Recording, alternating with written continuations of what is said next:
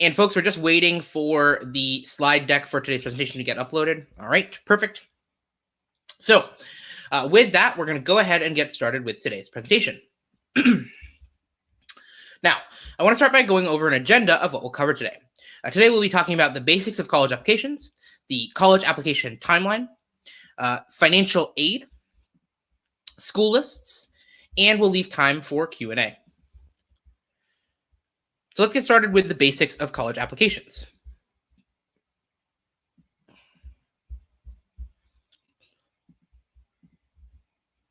All right, so let's start with a very high-level question. How do college applications work? Well, so what are colleges looking for in the admissions process, right? First and foremost, colleges are looking for students who will be successful both in the present and in the future as a result of attending their campus. And so that's why they look for a mix of really strong accomplishments and really strong fit.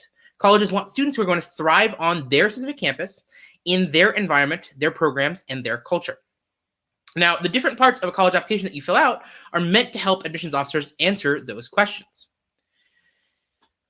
Now, these days, most college applications are online, though some schools will offer paper and mail-in applications as an option. And many schools host their applications on systems like the Common Application or the Coalition application. Oh. Sorry, apologies. I think we have the wrong slide deck uploaded. Just give me 1 second here. We're going to upload the new one. And apologies, folks. This is an older version of the deck. Give me 1 second. Apologies on the delay here.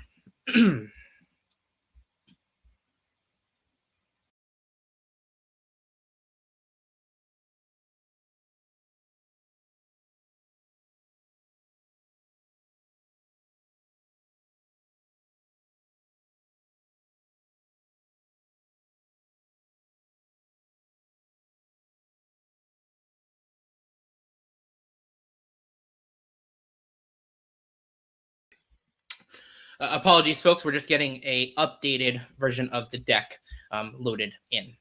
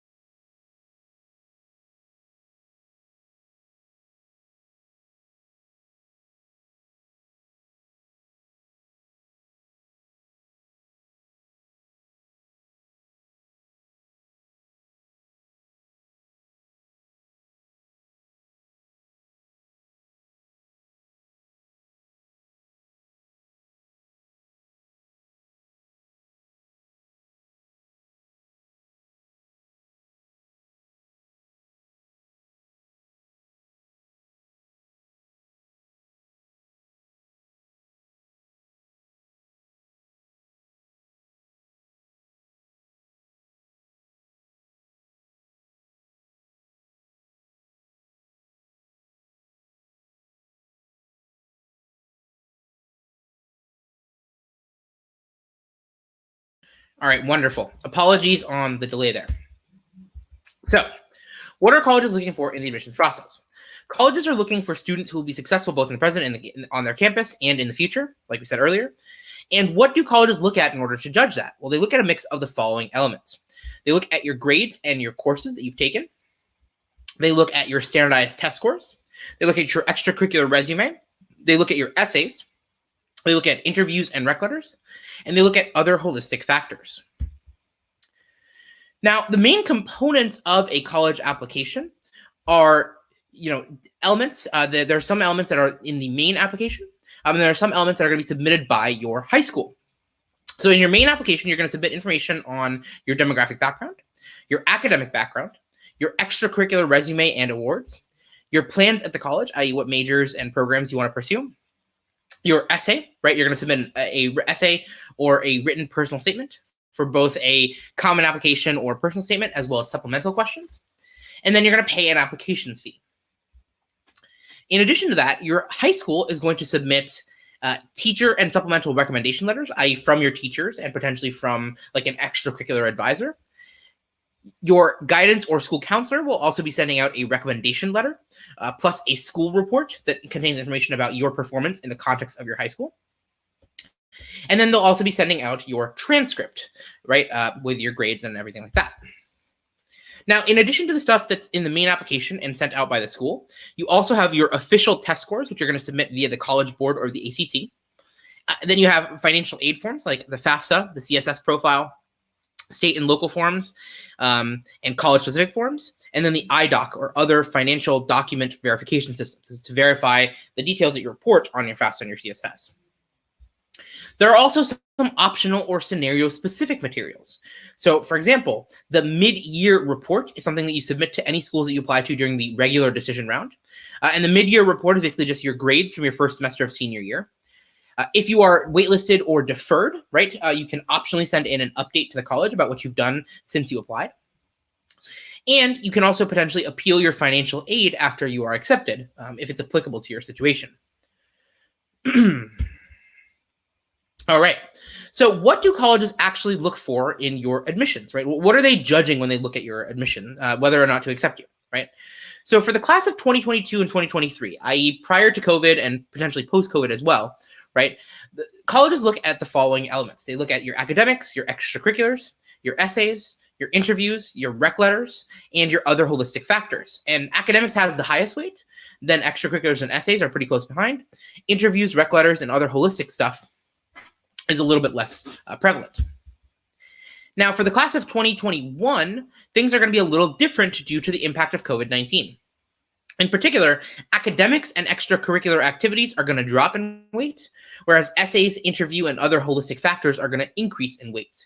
And this is just because, colleges will have less information about your academics since you will have missed out on your spring semester of junior year in many cases, either via online learning or pass-fail. And your extracurricular activities, I'm sure many of you have had activities that were affected by COVID-19.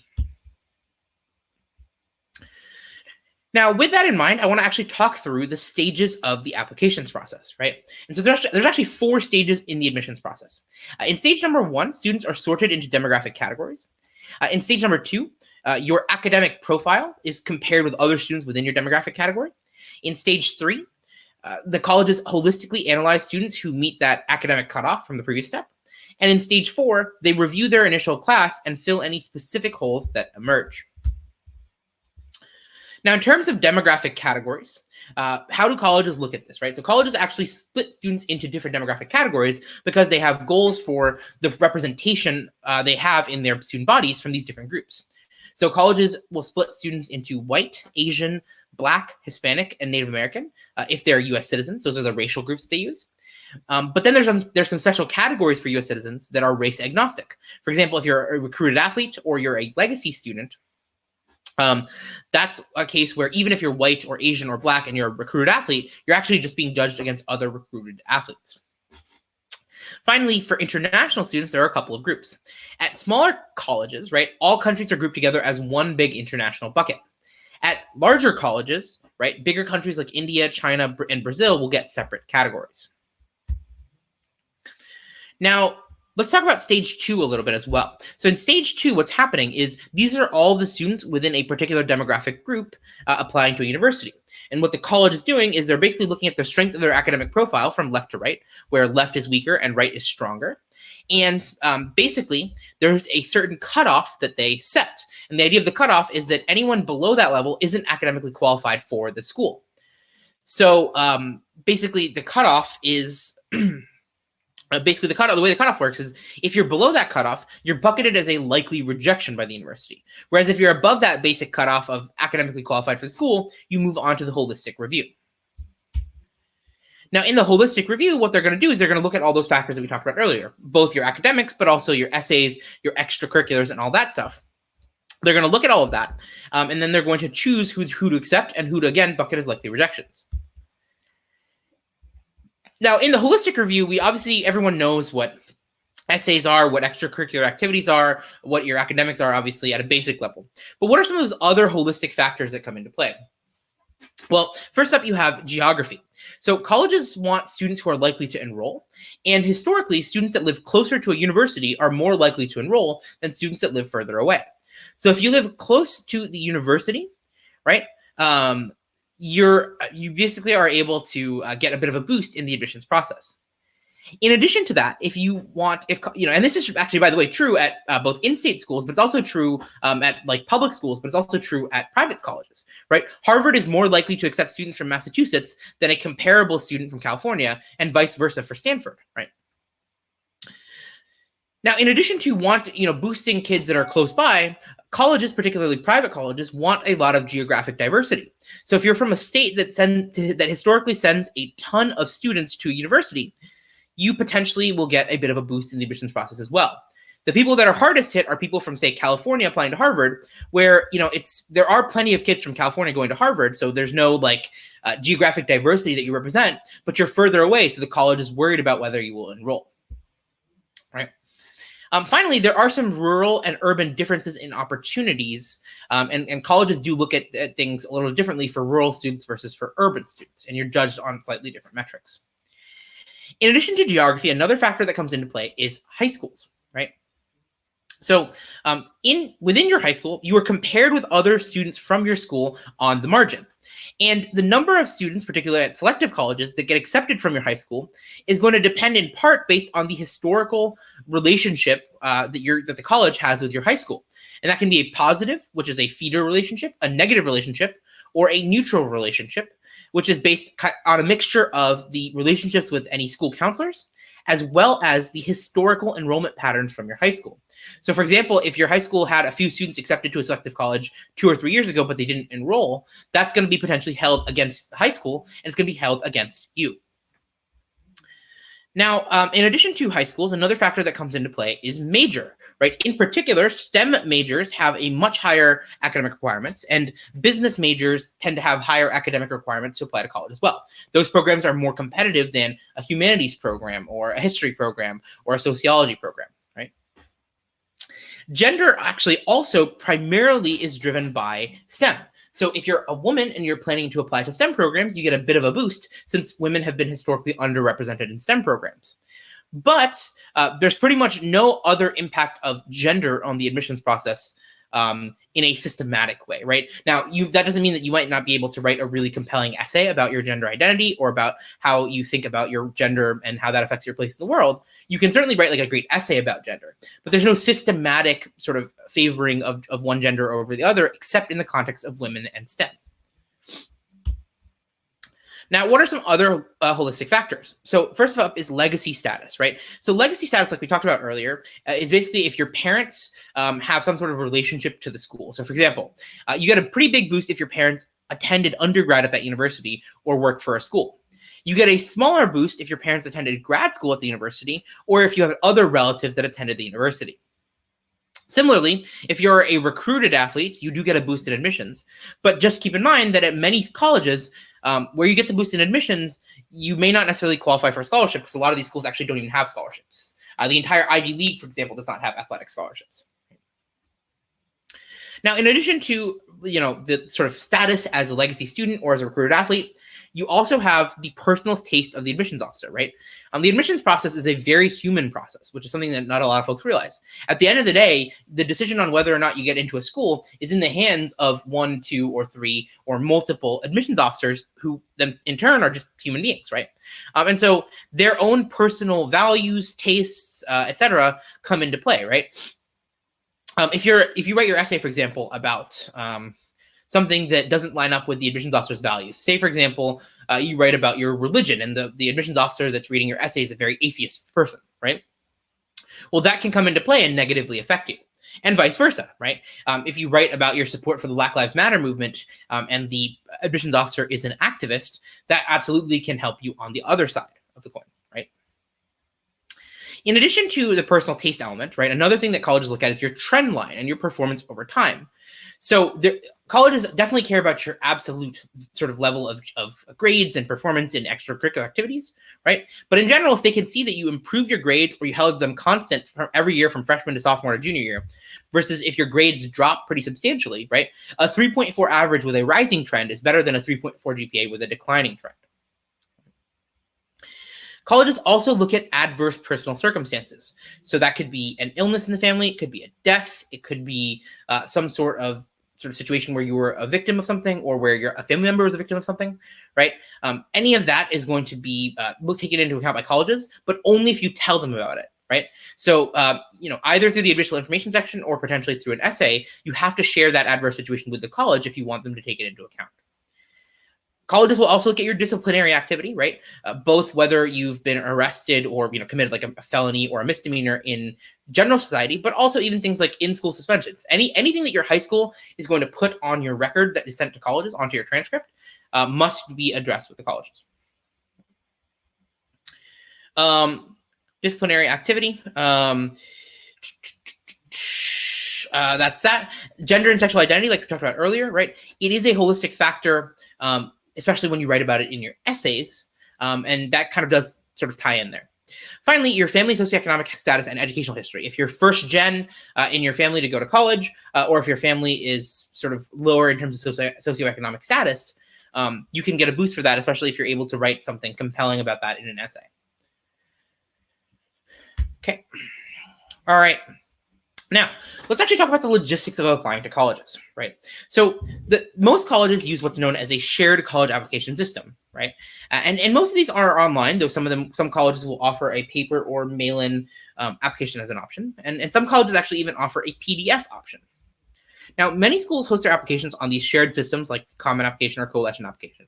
About 800 or so schools use the Common App, another 150 or so use the Coalition Application.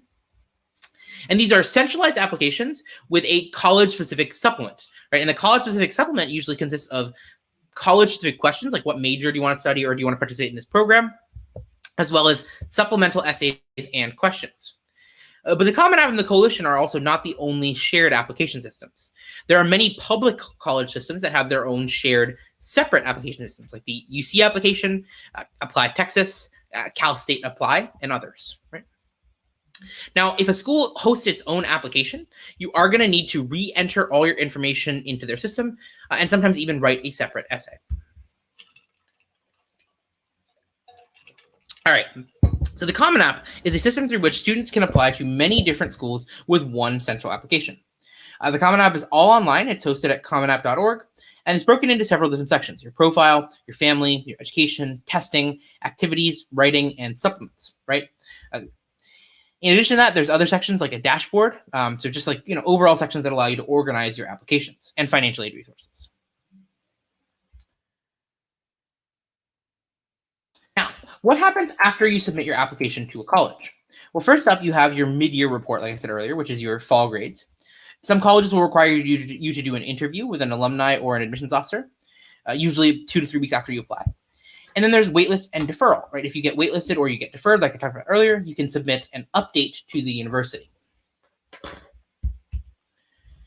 All right, so that's the basics of college applications. Next up, we'll be talking about the college application timeline. So what does the timeline look like for the class of 2021? First of all, in junior spring, and we're actually basically past that at this point, you want to start building your school list, visit websites, and talk to students, potentially consider attending one of CollegeVine's Q&As. Now, if you're in the class of 2022, you also want to be taking your ACT or SAT in the spring period if you haven't done that already. Now, neither test is better, but you may be suited for one or the other. It just matters. And many schools will be going test optional because of COVID, but for the class of 2022 and onwards, we'll have to see whether they roll that back. And in general, if you're not going to submit a test score, you must compensate for that by having a really, really high GPA and really, really strong course profile or course schedule, right? Finally, if you're gonna request recommendation letters from your junior year teachers, which you should be doing, make sure you try to give your teachers the summer to prepare and write your letters by requesting them in the spring. Now, in the summer between junior and senior year, which we're right in the middle of for the class of 2021, you want to begin working on your common application essay, right? The prompts are usually released in March or even earlier, before all the other ones. And because this is the most important essay that you will write, right? Because it'll be sent to 5, 10, 15, even 20 schools, depending on how many you apply to. You want to put a lot of time into your common app essay. You also want to be, right now, trying to finalize your college list, right? Try to settle on the right number of applications. Usually it's going to be enough to give you options, but not too many that you can't reasonably finish your applications in time. Now, in August, what's going to happen is the common application is going to become available August 1st. So that's about 2.5 weeks from now. In August, I would strongly suggest beginning to work on your common application, fill out all your information, because that'll take a couple hours, and begin working on your school-specific supplement essays. Now, for a lot of you out there, August is going to be the only month for you to work on your applications without having schoolwork, because your school starts in September or later, obviously. So try to use that to your advantage. Don't leave things to the last minute. And try to get a few essays done before you start your school year. Now, in the fall, between sort of August, September, all the way through December, January, February, that's deadline season. That's when you're actually going to be applying to the colleges. So in this period, you want to be working consistently on your applications and then submitting them as you near deadlines.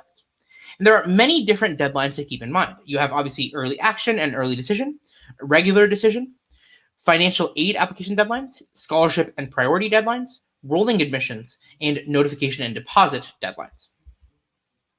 Now, what are early action and early decision? So early action and early decision are applications that you submit earlier in the fall. The kind of classic date for college applications is January 1st, but early action and early decision are earlier deadlines, usually November 1st or even a little bit earlier, where you apply to the college earlier and you get a decision earlier as well. So for example, with early action, you submit your application early and you receive a decision early, right? Typically the deadline is November 1, and you get your responses back in the middle of December. You get a small boost in your chances of admission by applying early action, but you get your decision earlier so you can hear back from at least one college and then adjust your plans accordingly. Early decision has the same timeline as early action, but it has specific conditions. You must agree to attend that school if you are accepted, right? Which often can mean less financial aid since the college does not need to recruit you or try to incentivize you to choose them. But if you apply early decision, you get a pretty big boost in your chances of admission. So for families that can't afford it, applying early decision is the way to increase, is one of the best ways to increase your chances of admission. Right. Now, next up, you have regular decision deadlines. The regular decision is the typical deadline for a specific college's application. These can range from late November, which is when the University of California schools are due, to February, but the majority of colleges are due on or around January 1st. And there are not really any special considerations or conditions, right? This is just your typical standard application deadline for most schools. But at a lot of schools, the regular decision deadline is the last deadline. If you miss the regular decision deadline, you may not be able to apply to that school for the fall. Now, in terms of the college application timeline, the last sort of set of deadlines we're going to talk about are scholarship or priority deadlines, right? So some schools will have an earlier deadline for either for scholarship consideration or consideration for special programs like honors colleges. Missing this deadline means that you can still apply, but will not be considered for those scholarships or programs. And typically about a month before a school's regular decision deadline, commonly December 1st, that's going to be when these scholarship deadlines tend to be. Finally, you have your financial aid applications, right? These are available on October 1st, with deadlines usually in January or February or occasionally March. But typically, the earlier you submit, the better, because the colleges have limited financial aid budgets, and some of them do use first come, first serve. And as a general rule of thumb, try to submit your financial aid applications either with your school application or soon after. What you're going to be submitting through is either the FAFSA or the CSS profile online portals, and we'll talk more about the FAFSA and the CSS shortly. The last type of deadline we're going to look at is rolling applications.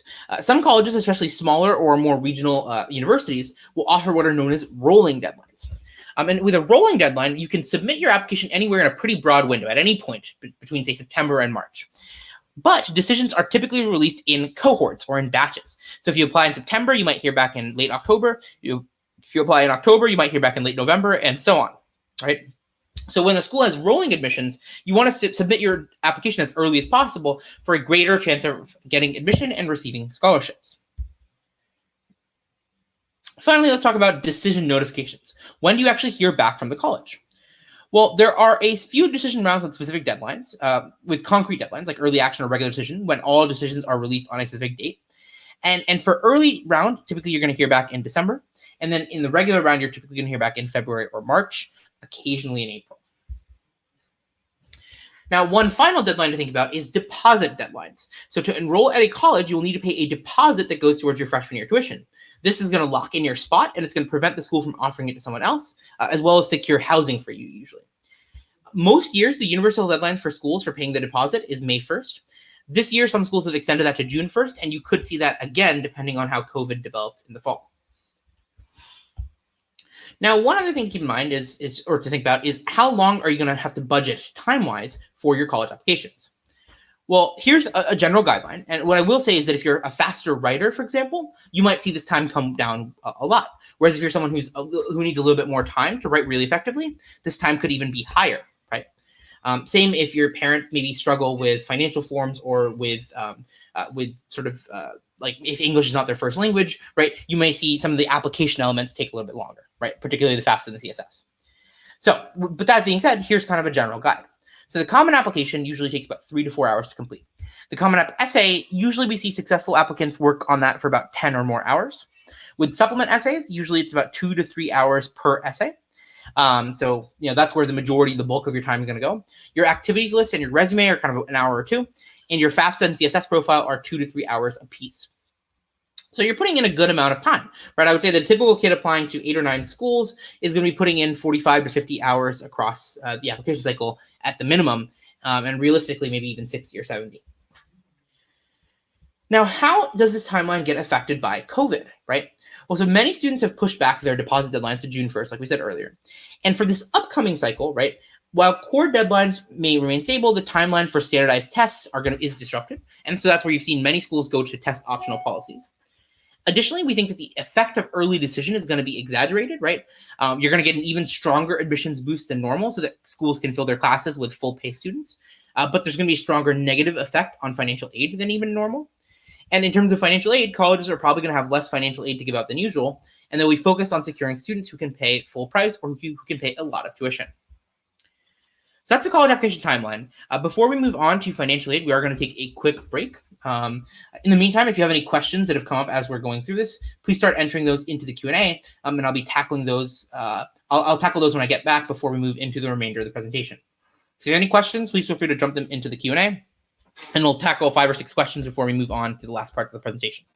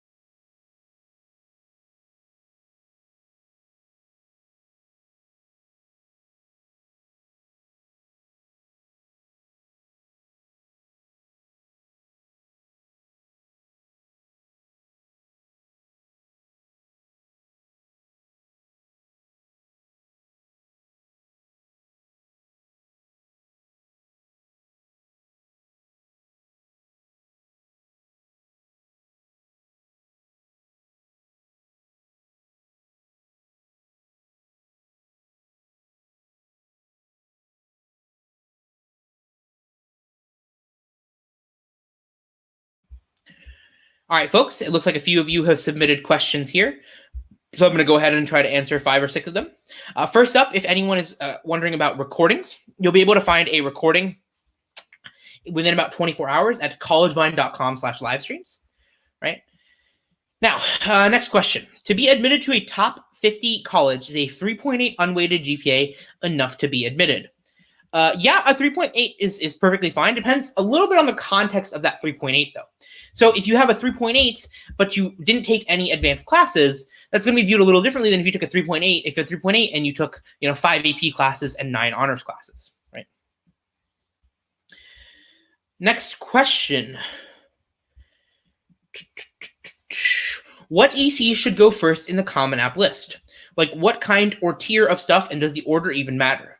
Yeah, the order does matter. And I would say the way to think about your ECs that are going to go first is a mixture of your most impressive accomplishments, ideally lining up with your intended major or kind of the strength of your profile, and with the caveat that you need to have spent enough time on them to matter. So in general, right, the more time you spend on an activity, the higher it should be. The more impressive your accomplishments, i.e. leadership positions, awards, competitions, etc., the higher it should be. And kind of the more closely related to your intended major, the activity, the higher it should be on your list.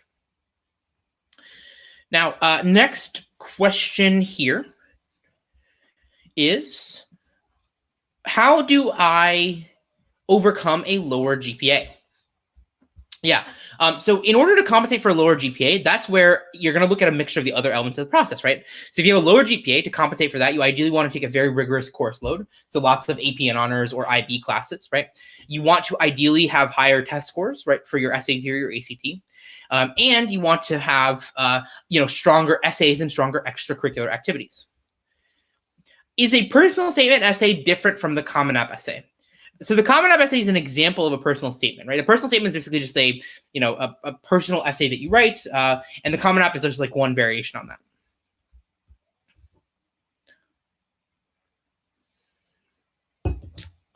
Do you anticipate being able to go back to schools, especially Ivies, because of their need-based model, for additional aid due to change in finances due to COVID? You may have some ability to do that. I will say that the Ivies and all these schools are facing a lot of financial challenges too. So they may not have as much aid as they normally would.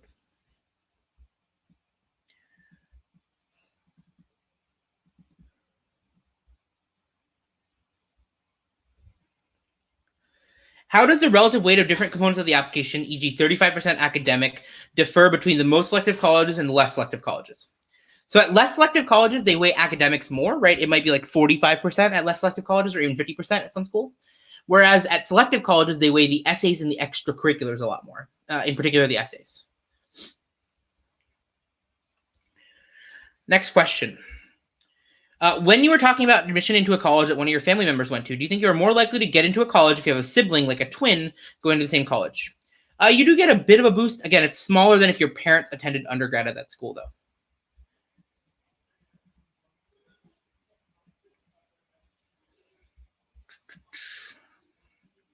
My son was able to take the SAT once, and he hopefully will be able to take it again this fall, but he's been unable to take the ACT. It's been rescheduled 3 times.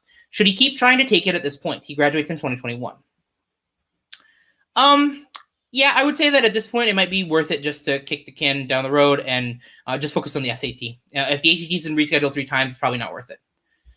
And last question we're going to look at right now before we move back into the presentation. How much of an impact would taking multiple MOOCs have on my application? And MOOCs, for context, are these sort of online free courses. Unfortunately, not that much. Colleges don't really weigh MOOC classes all that heavily. Do you think it's worth taking the SAT or ACT for the class of 2021? I do, and here's why. Test optional does not mean test blind. If you have a test score, it's still going to be taken into account. And many of the selective colleges are still planning on weighting SAT scores pretty heavily unless you come from very specific contexts, right? So with that in mind, I would definitely say that it's worth taking the SAT or the ACT, and the plan you should have is take the SAT or the ACT, see how you do, and then decide whether or not to submit the score. All right, so that's that. Next up, we're going to move on to financial aid. So in terms of financial aid, there are 3 types of financial aid to understand. First up is institutional financial aid, which is offered directly by a school as grants, scholarships, or loans. Then you have government financial aid, which is which includes state and federal grants, scholarships, and loans, and then third-party scholarships, which are offered by companies and nonprofits. Now, in terms of government aid is available only to U.S. citizens or permanent residents. Now, if you're an undocumented student, you may be eligible for state-level aid, but not for federal government aid, right? And international students are ineligible. There are many federal programs that can make colleges more affordable, right? These include grants for low-income families, often known as Pell Grants, work-study programs that fund on-campus jobs, or loans with special repayment options or set interest rates. There are also many state government aid programs, right? The state programs depend on your state of residence, not necessarily where you go to school. And there are some programs that are very substantial, like Florida's Bright Futures program, which gives you a full tuition scholarship if you meet a certain academic qualifying level. And in general, state programs are likely to be negatively impacted by COVID-19 due to restricted state budgets. Now, in addition to the federal financial aid that you're able to receive, colleges also offer a ton of scholarships and grants. In fact, colleges themselves are one of the biggest sources of funding for student aid, right? So colleges, in terms of applying for financial aid at colleges, oftentimes it requires nothing more than submitting the FAFSA or the CSS profile with your application. And colleges have both merit and need-based aid. So merit aid is scholarships awarded to you on the basis of your profile, i.e. your test scores, your grades, etc. Need-based aid is grants and scholarships that are offered to you on the basis of your family's ability to pay. Now, with this need-based aid, you're going to reapply for this aid every year, and the college is going to review your family's financial information from the previous year, analyzing mainly your household incomes and savings, especially your college savings. Okay.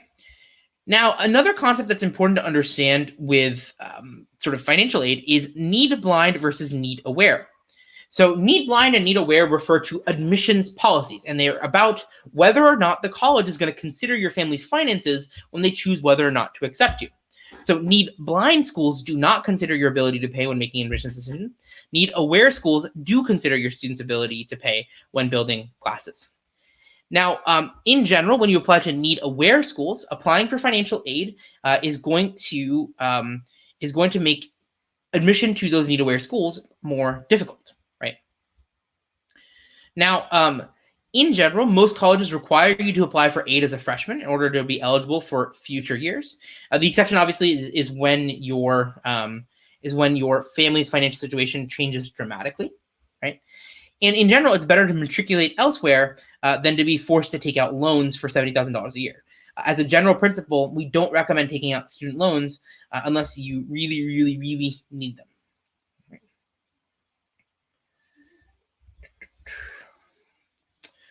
Now, merit scholarships are awarded based on academic metrics like GPA and test scores, as well as on the strength of your essays. These are often used by colleges as a recruitment tool. They're a way to entice strong students who wouldn't otherwise choose the college to attend. Typically, they're awarded to about the top 10 to 20% of an incoming class. And most of them are small, but some colleges award a lot of half tuition or even full tuition scholarships. Now, merit scholarships for merit aid, you're often going to get considered for merit scholarships just as part of the applications process without any additional materials. But some merit scholarship programs may require an additional essay or an application submitted earlier than the typical deadline. For example, the Moral Scholarship Program at Ohio State has some of these requirements. Now, in general, third-party scholarships are one that we would stay away from, other than in specific circumstances. And the reason for this is that third-party scholarships generally are on the smaller side or have highly specific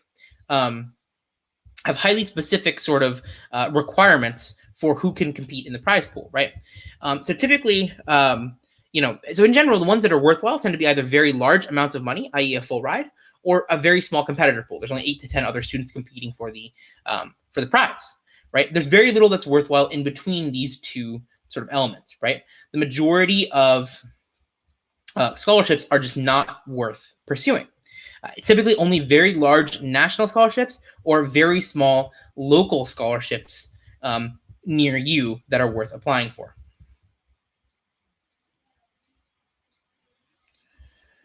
All right.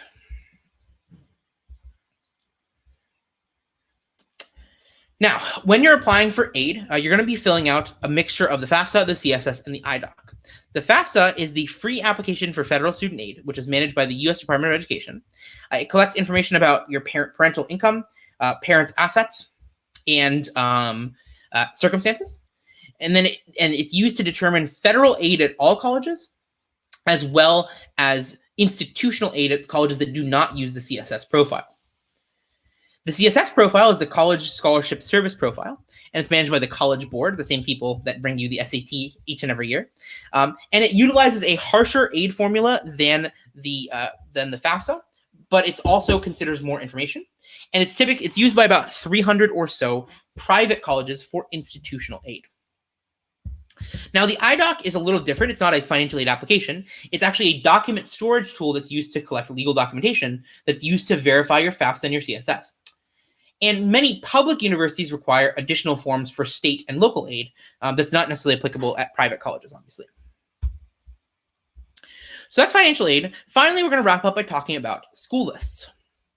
So in terms of building your school list, right, the ideal school list, there's a few sort of high-level principles to keep in mind. First up, the ideal school list includes enough schools to give you several options, but few enough that you can still reasonably complete the total number of applications that you would need to in the fall, right? Now, for most students, this is going to look like 8 to 12 schools, with more than 5 and 15 kind of being the bounds on either side. And the earlier you begin working on your applications, the more schools you can reasonably apply to. More schools are going to be feasible if you start working in the summer, if you reuse and recycle application materials and do some other techniques like that. Now, another thing to keep in mind is risk categories with your school list, right? So you want to ideally have a balanced set of schools in terms of how risky it is for you to get accepted. So, for example, right, you want to have a mix of schools that are safeties, right, where you have a greater than 85% chance, targets between 36 and 85% chance, and reach and long reach between 0 and 35% chance. These percentages are not acceptance rates. I want to be clear. These are the readings that you would see from CollegeVine's chancing calculator. The specific profile and how your profile matches up with the typical students at the school is often going to be a better gauge of your competitiveness than the overall acceptance rate, because the acceptance rate has a bunch of different student profiles built in. Now, in general, safety schools are schools that you're very likely to be accepted to, and the ones that are most likely to give you merit aid. Target schools are schools where you have a roughly even chance of acceptances, and you really want to focus on fit. And then reach and long reach schools are schools that you're less likely to be accepted to, but that may offer, obviously, stronger programs, rankings, or other desirable qualities. Now, when you're building your school list, here at CollegeVine, we like to think about what's called the FIT framework. And the idea of the FIT framework is basically that you want to be taking into account all of these elements when you're making your college decision. The first is your academic experience, which includes everything from potential majors to median class size. Campus opportunities, which encompasses both extracurricular activities and intangible factors like campus culture. Location and environment. This includes your physical geography, on and off campus opportunities. Post-college outcomes, where you kind of want to think about both your pathways to graduate school, your early career salaries, how often folks from the school get hired, etc. And finally, paying for college, whether your school can actually afford or your parents can actually afford the college in question. All of those elements are important. Right. Now, in terms of each of these elements, right, let's dig into them a little bit more. So for the academic experience, you want to look at majors and courses, the flexibility of changing majors, so that gives you some freedom, right? Class sizes, any core curriculum or gen ed requirements, as well as teaching styles and class types. For campus opportunities, you want to look at things like extracurricular activities, special academic programs if they exist, sports, Greek life, campus culture, and diversity. For location and environment, you want to look at physical location, job prospects, climate and environment, food and housing, amenities, and proximity to your home.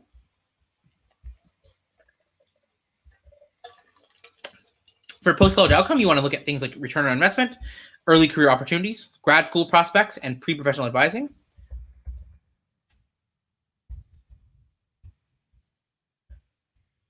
For paying for college, you want to look at overall costs and financial aid. Now, a couple of final things to keep in mind. First up, you have in-state versus out-of-state. This is a question that bedevils a lot of people. So with in-state and out-of-state, there's obviously a financial lens, right? Tuition for in-state students is generally much cheaper, usually 25 to 33%. And based on your parents' residence, schools tend to offer more aid of all kinds to in-state students. Admissions preferences, though, actually do vary on a school-by-school basis, right? For example, UT Austin is much more competitive for in-state students, whereas UNC Chapel Hill is much more competitive for out-of-state students. In terms of private universities and liberal arts colleges, there's no cost difference between in-state and out-of-state, so it's really just about your geographic preference, right?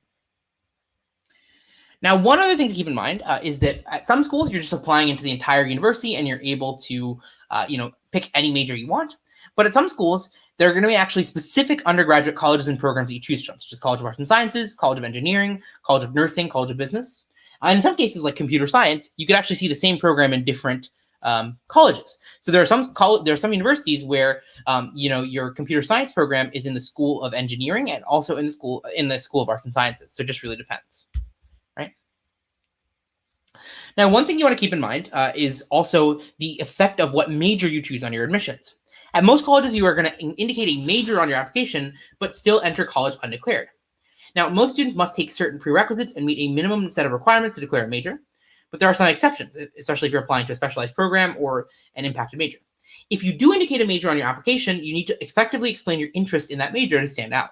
If you apply undecided, you still need to discuss your academic interest and what you might want to study across 2 or 3 options. Effectively showing your interest in the major is one of the defining qualities of a successful application. Now, there is a myth out there that we do want folks to kind of walk away from. So there's a myth that, like, if you want to pursue a very competitive major like computer science, you should apply as a less competitive major like history and then switch after matriculation. But the reality is that, even though certain majors or programs may have slightly lower academic standards, oftentimes you still need to have elite extracurricular activities to be able to, survive that, right? So, just because journalists have maybe lower SAT scores at a particular college doesn't mean that they don't still have elite journalism accomplishments. And so if you go in with a STEM heavy profile and try to apply for journalism, you're not going to get accepted any easier than if you just applied for engineering. So in general, you want to indicate the major that you are interested in applying to or studying on your major. Finally, when you want to finalize your list, there's a couple things to keep in mind. First up, not every school is going to be perfect. Pick the best fits and remember that you want options. You can also use the FIT framework to help you decide on your shortlist, and think about the major or program and make sure you're weighing that as well. All right, folks, with that, we're going to go ahead and wrap up the core presentation for today, and we'll be moving into the Q&A. I'm going to give folks a minute or two to begin entering questions into the Q&A, and then I'll go ahead and start addressing those.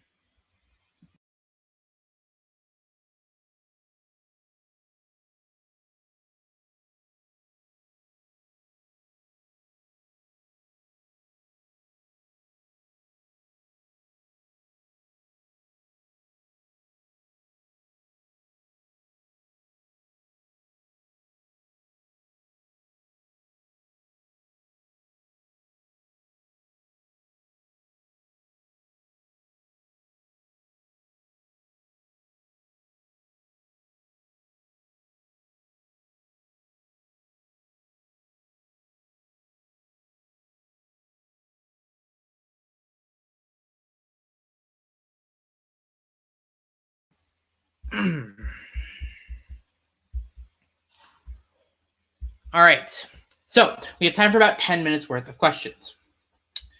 First question is,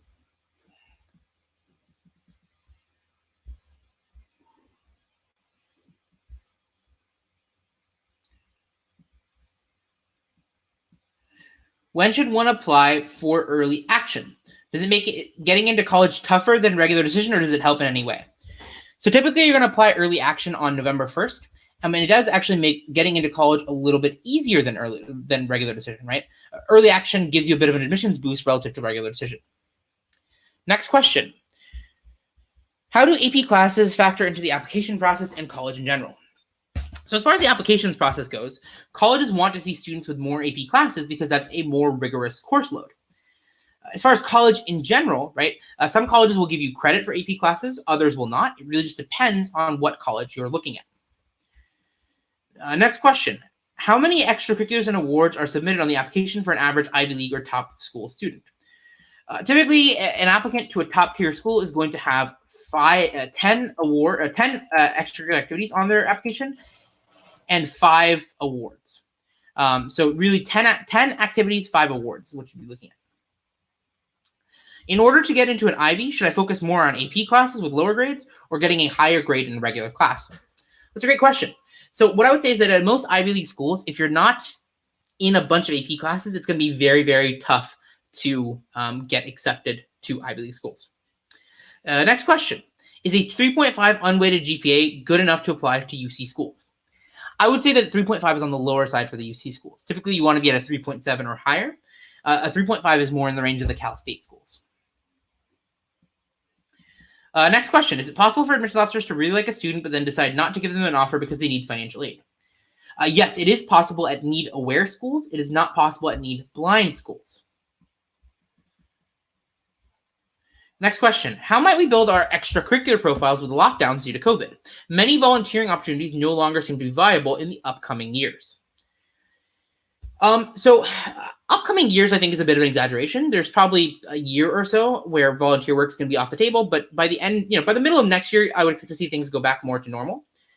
As far as how you might build your extracurricular profile in the meantime, right, I would definitely say there's a lot of virtual opportunities that you can do, right? And volunteering is not the only type of activity you can do. You can also do content creation, scientific research. There's a ton of things that you can do online that absolutely come into play.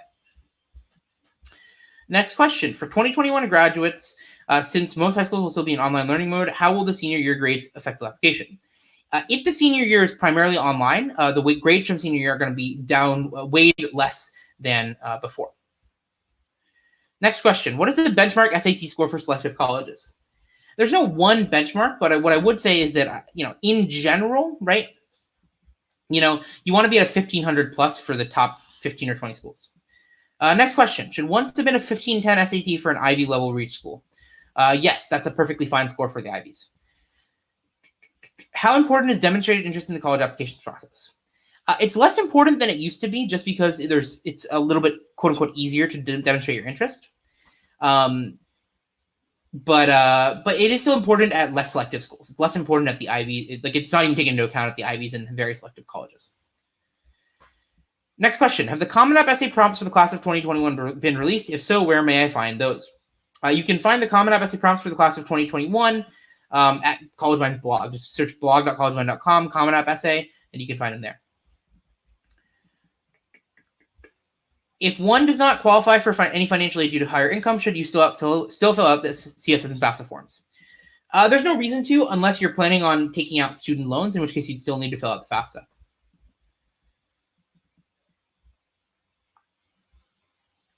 Next question. How negotiable is financial aid at flagship public schools? Flagship public schools tend to be pretty stingy about renegotiating financial aid, unfortunately. Next question. Why is UT Austin more competitive for in-state residents? So basically, UT Austin it's kind of 2 tiers. Basically, if you qualify for automatic admission as part of the top 6% of your high school class, then you get automatic admission. But if you're outside the top 6%, it's very, very competitive because there's a lot of really, really strong high schools in the state where students aren't able to get accepted and where UT is one of their top choices. So it's pretty competitive for admission at UT Austin for in-state students. Next question. Is a 1550 SAT good to apply for the Ivies, or do you recommend taking it again? A 1550 is perfectly solid. There's no reason to retake a 1550. Next question. If you are at the middle 50% of a school's SAT score, should you submit them? Yes, I would. Next question. My guidance counselor said to apply for as many third-party scholarships as possible, but you have a different opinion. Can you clarify that? Yeah, so I think my opinion comes from the fact that it's often going to be more valuable to apply to an additional college that's likely to give you merit aid, like one of those safety schools that I talked about. Safety schools will want you because you have a stronger profile than their typical student. So if you really need the scholarships, I would definitely say apply to more colleges as opposed to applying to more third-party scholarships. Next question. How will the GPA be weighted? Will colleges remeasure the GPA from the scores, or will they use the GPA given by the school? For example, in my school, a 93 is a B, giving me less credits and thus lowering my GPA by quite a bit. It depends on what your school reports on the transcript. If they report the 93 on your transcript, the colleges will use the 93. If they only report the B, though, then you're out of luck. The colleges will still report the B, and they'll treat it as a B.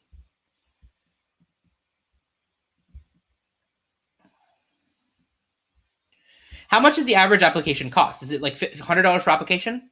It varies, but I would say the average price is about $70 per application. Next question. Are essays less important for students looking at STEM programs like engineering? What if I'm not an excellent writer, but still hoping for top 20 schools? So I would definitely say that you gotta want to put a lot of time into your essay and really work on getting some help from your friends and family and stuff like that. And as far as looking at STEM, yes, essays are still important at selective schools. So yeah, essays are still important for students aiming for STEM.